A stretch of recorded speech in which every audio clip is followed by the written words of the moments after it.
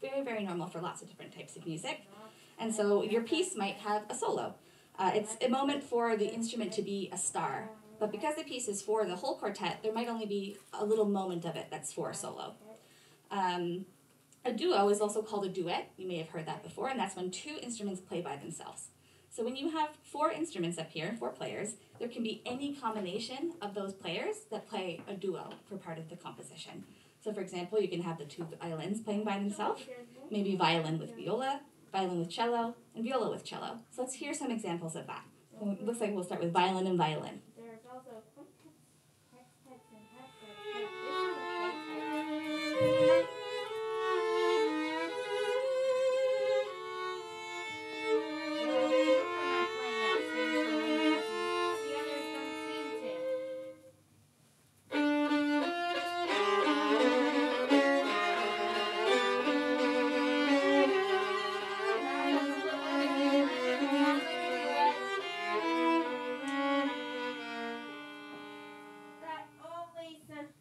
Awesome. So that's an example of a duo. For example, maybe your quartet starts with just the two violins and then everybody joins in afterwards. Let's hear another example of a duo with the quartet.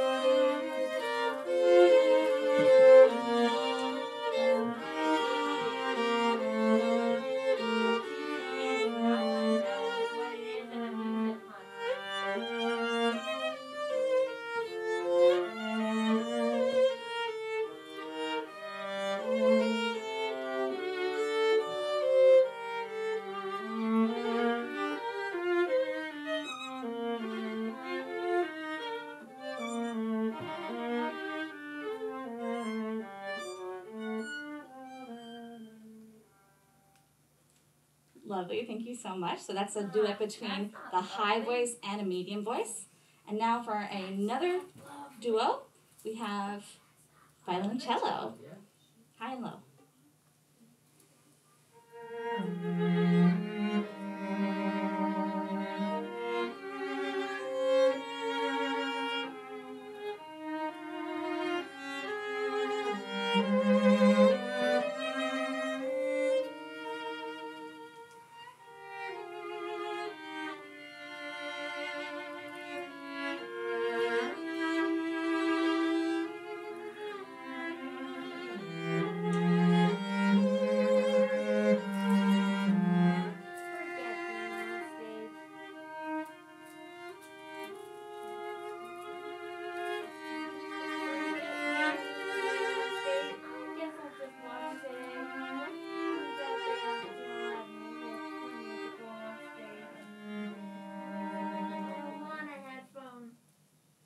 Great, and so our last example of duo playing is going to be between the medium and low voices, so viola and cello.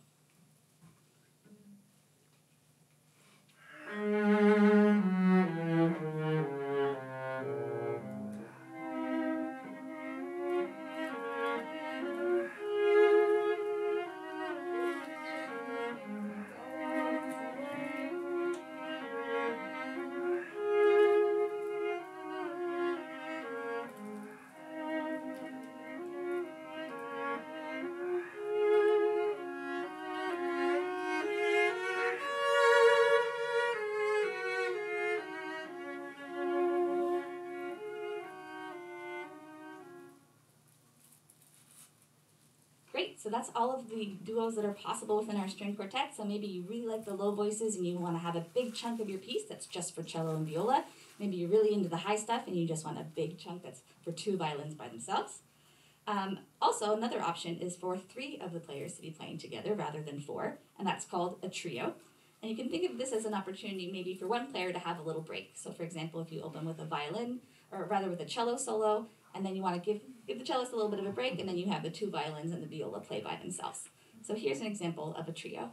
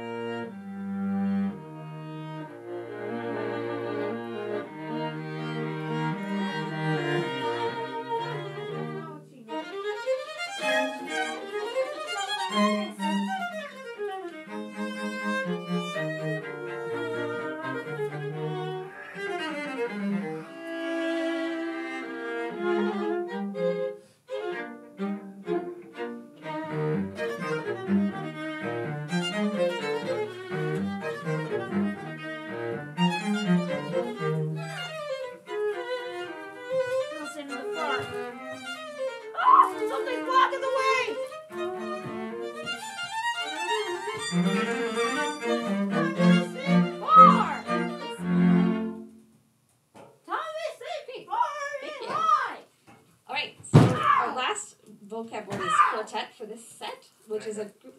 Maybe it's time for a stretch break. Yeah, sure, that sounds good. Alright, so we'll take 2 or 3 minutes, and then we'll come back and talk a little bit more about string quartet and hear some more music. Okay, if you want to stand up, just stand up. Do a little stretching. Anyone know any good stretches? Oh, Larry probably does. I do? Why? Yeah, I thought you like that. I do it on the line though. That's true, you have the foam rolling. Oh, you do it on the foam roller. Yeah, Let's start a session on our backs. Touch your I toes. would love that actually. Stand up and stretch.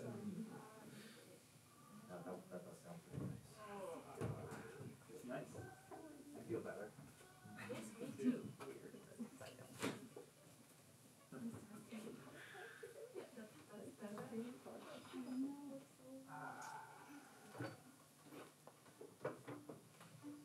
If you have any questions, you can write them down and ask them at the end, or if you want to ask them now, you can ask them now while you're stretching.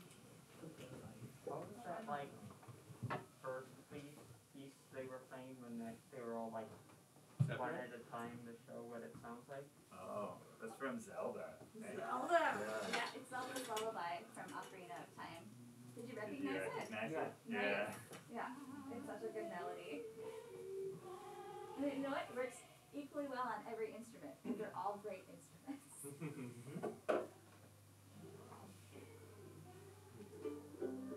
Nice, much lower. It's only two. You guys met on the same note.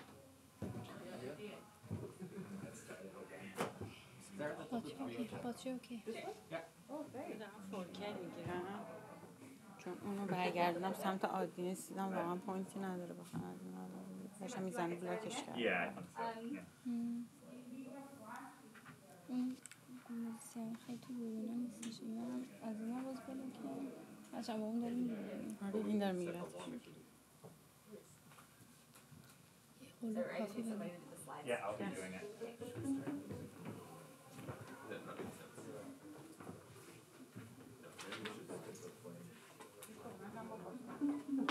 Alright, just to get started again, this one might be a little bit obvious to everybody, as this is a quartet. But as a vocab word, quartet is when any group of 4 instruments play together. This quartet just happens to be a string quartet. And another useful word that you might want to know that is Italian is tutti, and that's when all of the musicians of a group play at the same time. So for a string quartet, quartet is tutti. They're all playing together. And so for your pieces, you can certainly choose tutti. That's very, very normal for a string quartet, or you have all of those options of solos, duets, and trios. So when we write our pieces at the end of this workshopping series, we're going to be giving instructions using words and text. So when you're choosing instruments as a composer, you can give information to me for your piece about how many of the musicians are playing by using those terms we just talked about. Solo, duo, trio, quartet, or tutti. You can also just use the words of the instruments, like I just want the violin 1 to play, or I just want the cello to play. That also works, but you can feel free to use the vocabulary. For example, you might write the piece starts with a viola solo, because you really like the medium sort of sound. Then the 2 violins join in, and then the piece ends with a 20-second tutti. That's the type of instructions that you can give for your piece.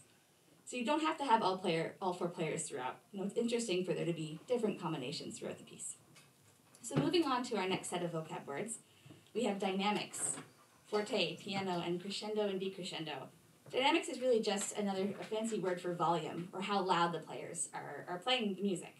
So most pieces have different volumes at different parts. It's pretty rare for a piece to be the same volume throughout the whole duration. So forte is just an Italian word for loud. So when you're writing your music, you can use forte, or you could also just say loud. That's perfectly good too. And then piano is the Italian word for quiet. And likewise, you can just say quiet. That works for me. So let's listen to an example of a piece where the ensemble plays tutti, or all together, but very quietly.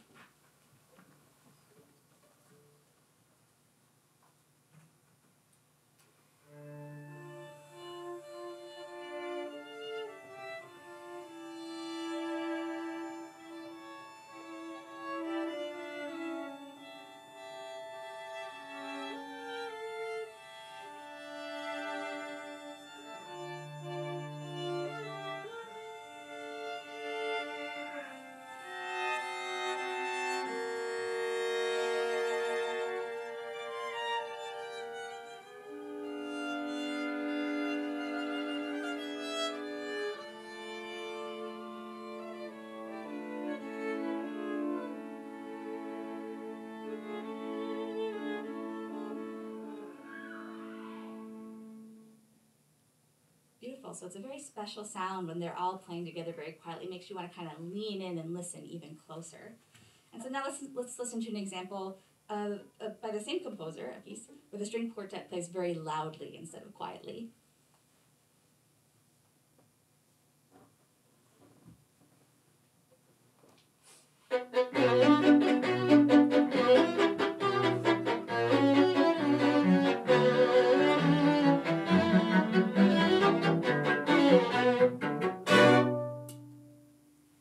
So music can be considered really exciting or dynamic when you introduce different volumes. So it's something that you as a composer can do for a dramatic flair.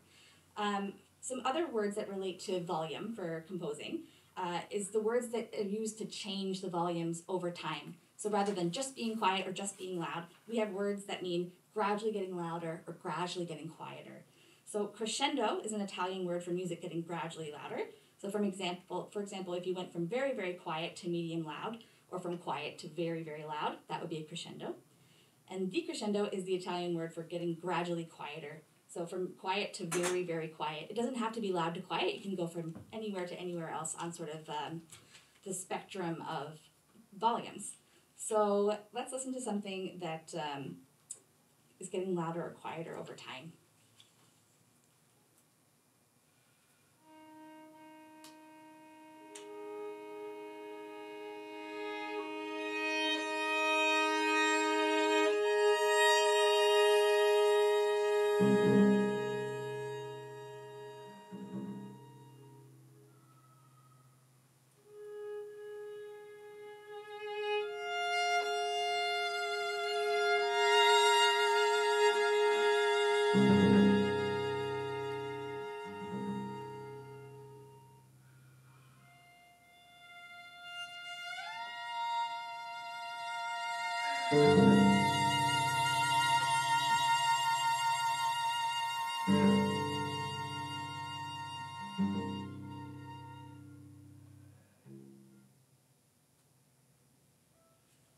So that's one of my favorite things to do as a composer is change the amount of sound that we're hearing over time so that the audience never really knows how loud the piece is going to get or how quiet it's going to get.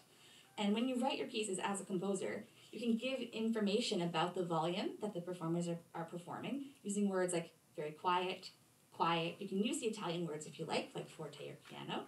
And you can also write they get louder or they get quieter, or you can use the Italian words like crescendo or decrescendo. Depends on how fancy you're feeling. For example, you might write, the piece starts with a cello-viola duo as quiet as possible and grows to medium loud over 30 seconds. So 30 seconds is actually quite a long time, so you'll really hear a super gradual increase in volume that would be quite dramatic if that's what you're into as a composer. So moving on to the next vocab words, we have arco, pizzicato, Callenyo, and harmonic. And all of these words can also be, these ideas can be expressed with simpler words as well. So there's more than one way to make a sound on these instruments. Arco is also known as bowed, or using the bow, which you've seen throughout.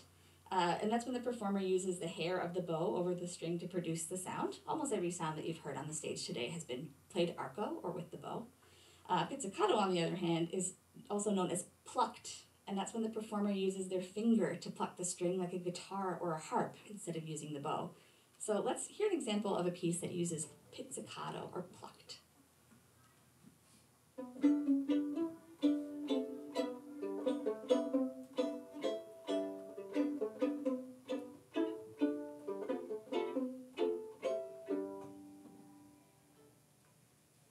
So fun. I love that one personally quite a bit. And you can hear that when you use plucking, the sound is kind of automatically quieter most of the time. So if you do like the quieter dynamics, it's something you could combine in your pieces is pizzicato and quiet playing. Another way of performing on these instruments is called Callenyo, and that's just another way of saying with the wood of the bow, rather than the hair of the bow. Let's hear an example of that. Just Callenyo. Oh, sorry, you look like you're ready to play. I was like, oh, maybe there's a Callenyo example. Well, I'll include harmonic as well. Yeah, we're doing harmonics and Callenyo. At the same time? Yeah. All right. So there's also another technique called a harmonic, and that's just a special way of playing that creates a really shimmery, high-pitched version of the note.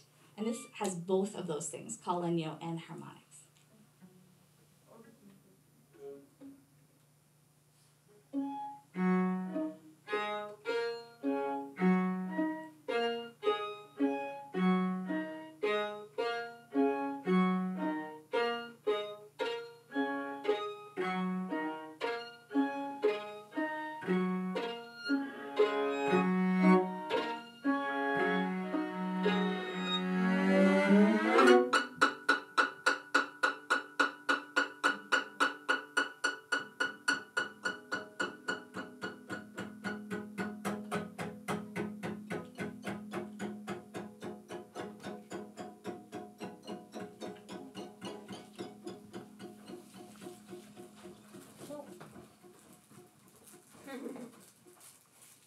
So as you can hear, it can be really interesting to combine different techniques at the same time. So maybe you're using your bow, you're using your finger, you're using the wood of the bow all at the same time, and creates a very kind of mysterious sound. So when you are choosing which playing techniques you want as a composer in your score, you can give information about those techniques using that vocab that we used. So you can say arco, or you can say bowed, you can say pizzicato or plucked, etc. So for example, you might write all the instruments use only plucking and Callenyo for the whole piece, and then I'll know how to give that information to the players. Or you can write the players go back and forth between regular playing and harmonics. So you don't have to use only one technique for your whole piece, but you also don't have to use all of them either. It kind of depends on what you like, and you can use what you heard to inform your decision for your piece. So the next set of vocab words are texture, unison, melody, and accompaniment. So texture is just another way that we describe how the different players are interacting with each other musically. So here are some examples. Unison is when all of the players are playing the same line together at the same time. So even though everybody's playing, you're only hearing sort of one piece of music.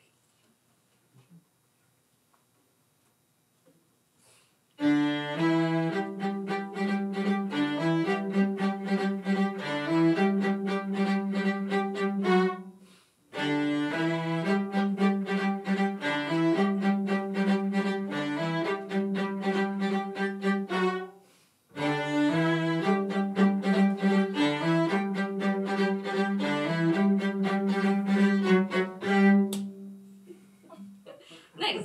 So you can hear that everyone was playing, but there was only one line of music that was happening, and that's a perfectly great texture to use. Another type of texture is melody and accompaniment, and that's when one player has the lead role, or the melody, and the others are playing a more secondary or supporting role. So one person might be playing the part that you hum, and everybody else is playing something that's kind of supporting that. So let's listen to something that has melody and accompaniment.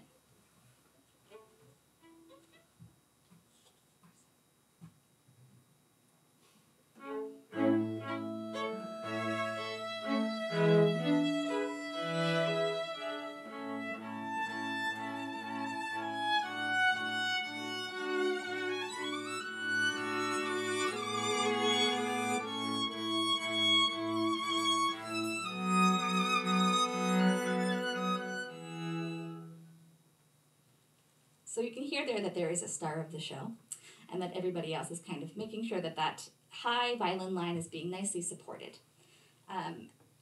Let's move on to other words that we can use for texture. Textures can be simple or they can be complex. So for example, that unison texture that we heard on Baby Shark, it's easy to hear what each musician is doing. We can hear that they're all playing the melody together. In a complex texture, the instruments might all be playing together in a complicated way where no one's playing the same thing at all. So let's listen to an example of a complex texture.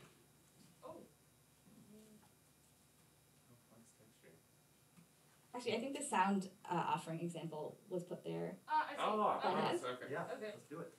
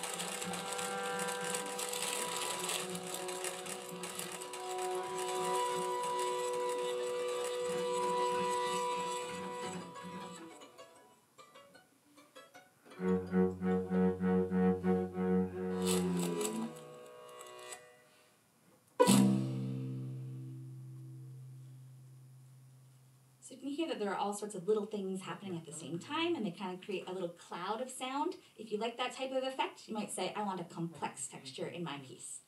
And then when you write your pieces, you can also remember that the texture doesn't have to be the same for the whole piece either. You can start off with this complex little cloud of sounds and then turn into a very simple or unison texture by the end of it. So our next vocab word is rhythm. And so rhythm is a little difficult to explain sometimes, but it's basically how you organize the musical sounds in time.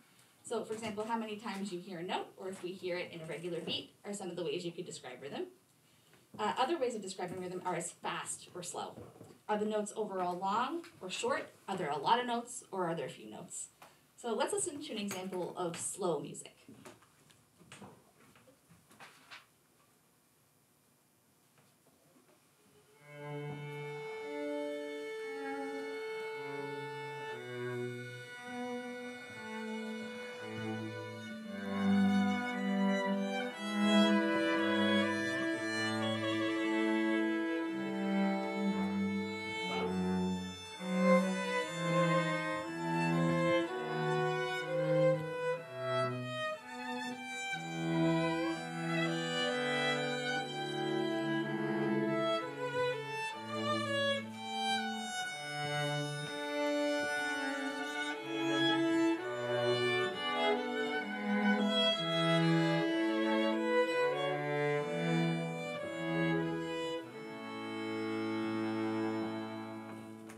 Lovely. So how else can we describe rhythm in our pieces? Another way of describing rhythm is as regular or changing. So is there an ongoing regular pattern of rhythms that we hear, or is it always changing and kind of unpredictable? So we'll listen to an example of something that's fast with regular rhythms, and then we'll listen to an example of fast with changing rhythms to hear the difference. So this is fast music with regular rhythms.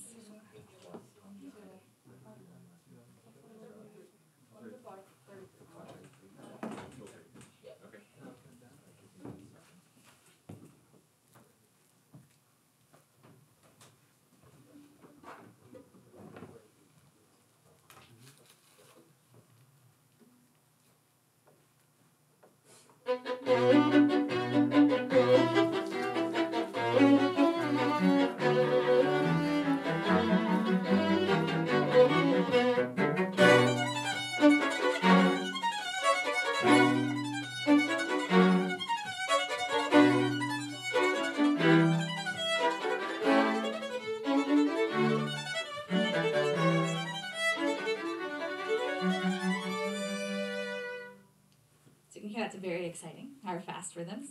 And how about an example of fast music with changing rhythms, where it's maybe not so regular?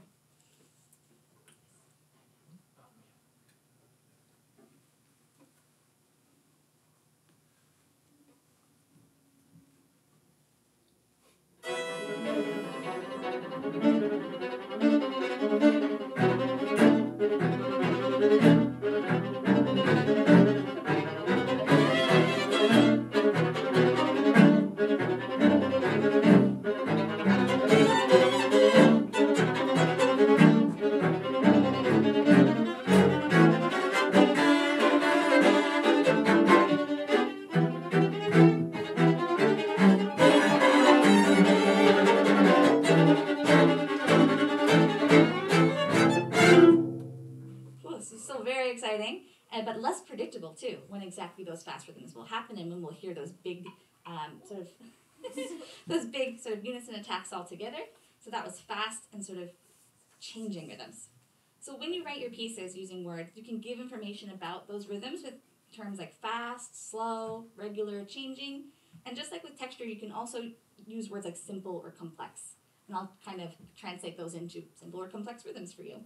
So for example, you might write, the piece has a fast and complex rhythm for 40 seconds, then changes to slow, changing, but simple rhythms for the last 20 seconds.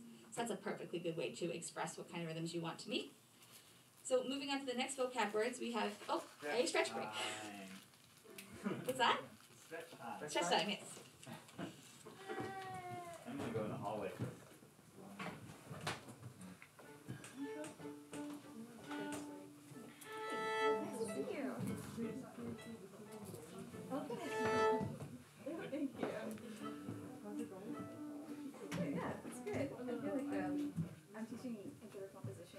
This semester, so it's like it's very similar. The language is different, but like in terms of Yeah, exactly. yeah, exactly.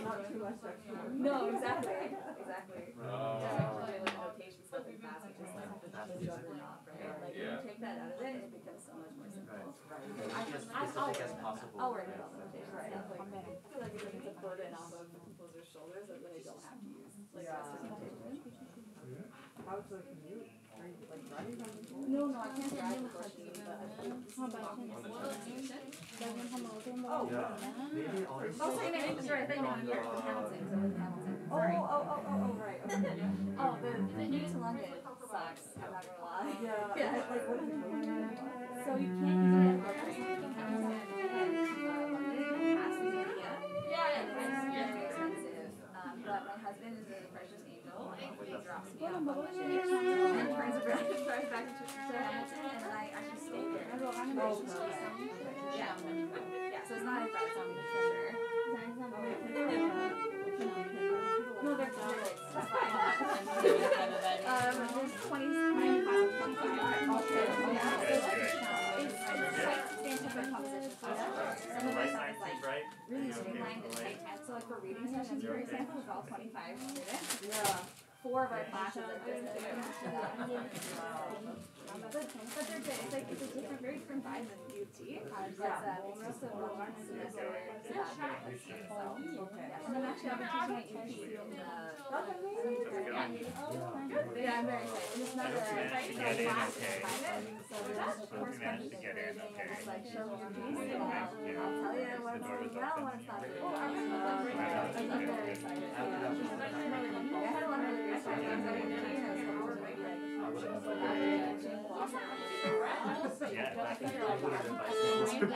was I'm trying to think of the name. Yeah, thank you. It's also nice to meet you guys. I really didn't lie. Yeah. Not in September, in January. Yeah, with a very small studio. It was like 2 or 5. And today he was like probably 2. Good, fine. Yeah, I'm excited. And it's like it's hour-long lessons. We'll do like a draft. We'll see. It should be good. I'm okay. I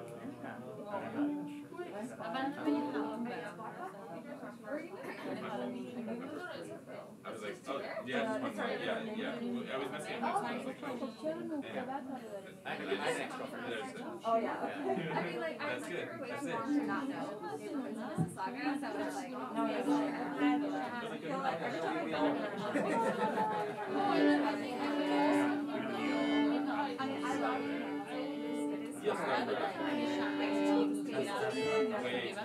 Also, wait, can we get a Callenyo? Yes, it's beautiful. Yeah, we talked about we'll just drive there. Like, this is what Grab some coffee and eat over for a while. Like, very simple.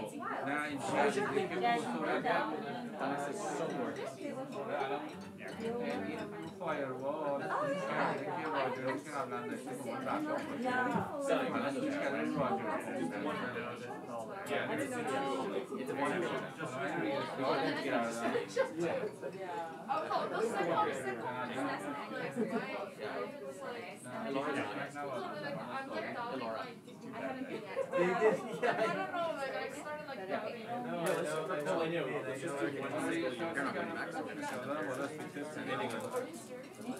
Well, what else would we do? And you guys Alright, so we'll get started next with our next set of vocab words, which are melody, steps, and skips. And melody is just really another word for the tune. So what you kind of go away humming after you hear a piece of music. It's usually the main musical line or the principal musical line. So pieces don't have to have melodies. Some of the pieces that we've heard today don't have melodies really, but many do. And melodies have shapes, and those shapes are determined by their steps and their skips. So a step is when the notes in the melody are all very close to one another. And a skip is what also called a leap, and that's when the notes in the melody kind of skip around and are very far apart from one another. So let's listen to an example of a melody with mostly steps, and then a melody with mostly skips to hear the difference. Yeah, this is with the loud beats.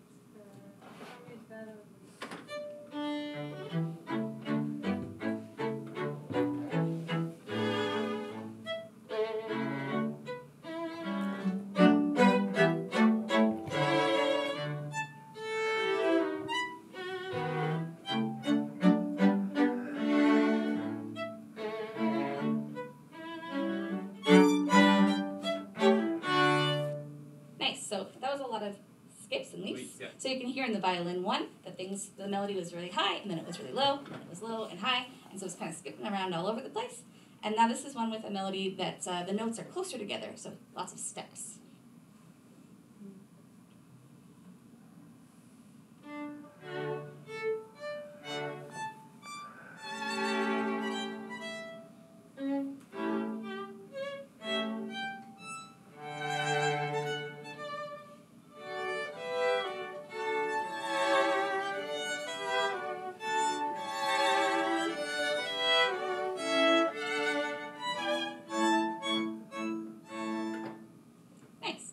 When you're describing melody as a composer and you're writing your pieces, you can give information about what kind of melody you might like using terms like steps and skips. But you can also give information about whether you'd like a melody or not. Maybe you don't want a melody in your piece. That's okay. And if you do, what kind of mood it has. So let's say you want to have a sad melody with lots of skips or a scary melody with lots of steps. Those are all perfect ways to describe your melody to me. You can also, if you like, hum a melody or play a melody if you play an instrument and record it. And then I can take that recording and put it into the string quartet for you. So those are 2 options for your melodies. And what might that look like in your text score is each instrument plays a different melody at the same time, but each melody is sad with lots of skips. So we heard mostly pieces that had one melody and accompaniment, but you can have multiple melodies happening at the same time. It's a little bit of chaos, but maybe that's what you like in your music. So next, actually, we're going to talk about sound offerings. And that's sort of the other element of the compositions that you're going to be doing. You're working with the string quartet, but also with a sound offering. And so what you need to do before the next collaborative session is choose what that sound offering is and capture and document it in some way through a recording, a description, or drawing, and then send that sound offering to me or to Zinnia, and we'll take the next steps. So what exactly do I mean by a sound offering? So a sound offering is an item that you'll bring to the next session, a recording, a description, or a drawing, or any combination of those things. And a sound offering is an item that makes sound in some way. All of these things can be used to make music, and we'll be working with the quartet. So if you do use a recording of your sound offering, that recording can be played on the speakers alongside the quartet. And so whatever you record is then part of the piece in that way. So here are some examples of sound offerings that can be part of your piece. A recording of your pet cat purring, or maybe your dog barking. A written description of cool buzzing insects outside your window. A recording of you playing a tune on a musical instrument you own, and maybe you want that to be the melody, maybe you want it to be playing in the speakers. It's kind of up to you. It can be a recording of a train passing by, or a written description of how to play a wine glass filled with water. And maybe instead of violin 1 playing the violin, they play a wine glass filled with water for the piece instead. It can be a recording of a whistle tune, or your favorite chocolate wrapper being crinkled and wrinkled up, and the nice, interesting sound that makes. So I've made some examples of text scores with sound offerings. And I actually brought my sound offering with me. Rory, I think it's on the floor. It's a piece of baking or parchment paper. This Rory. It's actually next to both Rory's. But my sound offering for a piece, because I like to bake, is parchment paper or baking paper. And parchment paper has all sorts of noise possibilities. Yes, it's an item that's part of my everyday life, but it can also be made into music. For example, I can play it very, very quietly, or a lot louder. Rory? It sounds like fire crackling. It really does. And a lot of objects that you can make sound of, they sound like other things, and lots of times they also sound like sound effects. And the instruments of the quartet can also make sounds that kind of sound like this. So for example, if you want a sound object like a cat purring, and then you want the quartet to also kind of sound like a cat purring, that's a way to compose your piece. So I wrote 2 little sound offering miniature pieces that are about the length of the sound offering pieces that you'll be writing, just to hear of what some examples might sound like. So the first one we actually heard earlier, but we'll hear it again. And basically I took a recording of the crumpled paper, and instead of me performing it live, you'll hear it in the speakers as a recording. And here is what the score looks like. The sound offering comes in first and is quickly joined by the cello and viola playing noise sounds to imitate the noise of the parchment paper. They play at different speeds to imitate rumbling. The two violins come in a little later, but start playing at the same time. They also imitate the rhythm of the crumpling, but with clearer notes. The sound offering becomes a chord and a beat, and at the same time, violin 2 plays a bouncy percussive sound, which the cello joins in. The cello and violin 2 then play little clicking insect sounds or raindrop sounds. The violin 1 and viola play a clear rhythm together, then all the instruments join in with the little clicking sounds at the same time. The piece ends with a single pluck, or pizzicato, at the same time as the sound offering plays a paper rip sound. So we'll listen to that piece again now that you know what the score looks like. The score is just a series of words, or that's how it started anyway. And just as a reminder, when you have a sound offering, they can make different sounds. I was mostly crumpling this, but of course, there's also a possible sound, as long as you don't mind sort of ripping the paper. So let's just take a listen again to that sound offering piece with Rory on the electronics. Thanks, Rory.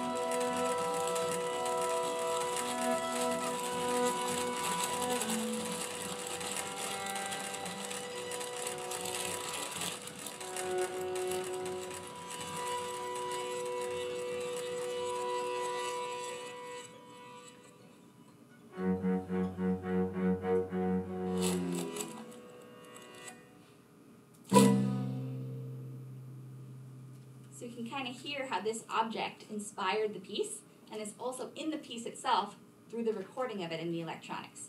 So when you choose your sound offering, it can live in the piece, in the speakers, just like that. And then I made an alternate version, which is in VLC Media Player, Rory, on my computer. And this one is a little simpler.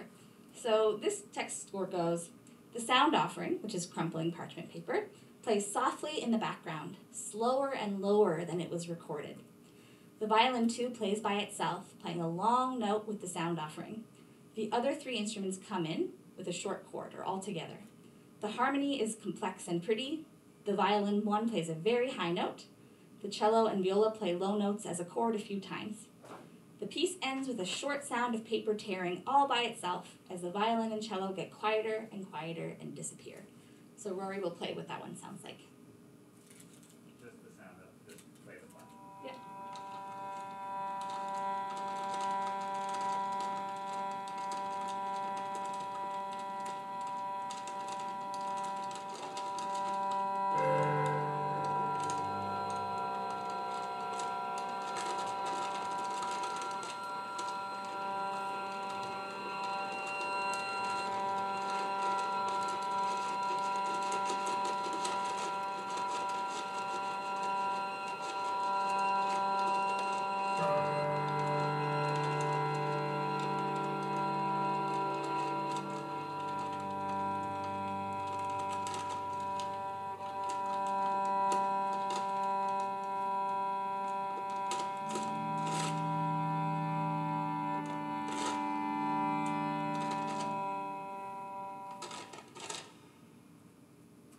So as you can hear, that one is a lot slower, a lot more static, and quite pretty, and it's a different way of using the same object. So no matter what your sound is, there's sound object is rather your sound offering, there are different ways of approaching it musically. And then one last example of a text score, which I don't have an example of, but is very simple and can also work for your piece if you like, is just the players imitate the sound offering or sound object I described, medium loudly for the whole piece. The text scores can really be that short. Now the more detail, the more different and interesting things might happen in the piece, but you can also give sort of a short description of what will happen as well. That will work too. And so that's the end of what I've prepared to say, but if we have questions about the next workshop or the sound offering or anything of that sort, please feel free. Does anyone have any questions for Becca or for the quartet?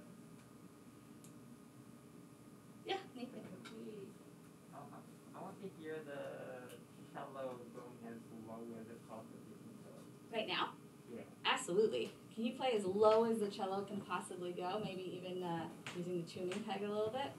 Oh, sure. Yeah. So yeah, this is a technique called scordatura, and it involves, normally my lowest string sounds like this, but before we start a piece, you can put in the description that you want the lowest string to be lower. Like, it has a different kind of timbre. It can go lower. Rarely, there are pieces that have there's one piece actually that I know of that has the cellist just play on the lowest string. Like that. So if you like metal or gnarly sounds, maybe you want to focus on this low string on the cello. Might be a great thing to explore for you. Oh, that sounded great, thank you. Any other questions? Ready? Yeah, great. Thank you so much, everyone. And let's give a round of applause to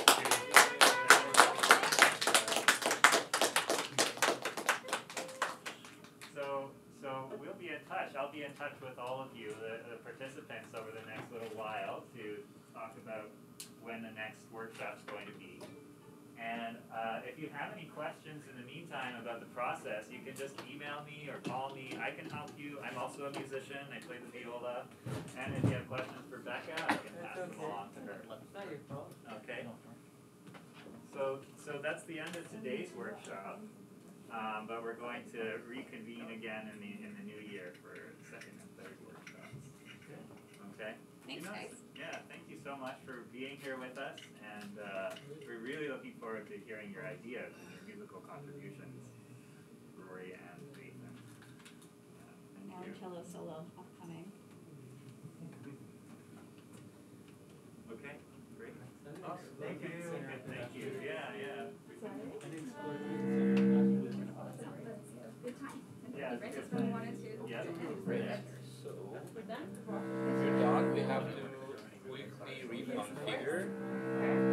So you probably can give me all the HDMI cables. Okay, let's do it online. Getting any ideas for what sound you might like to hear? And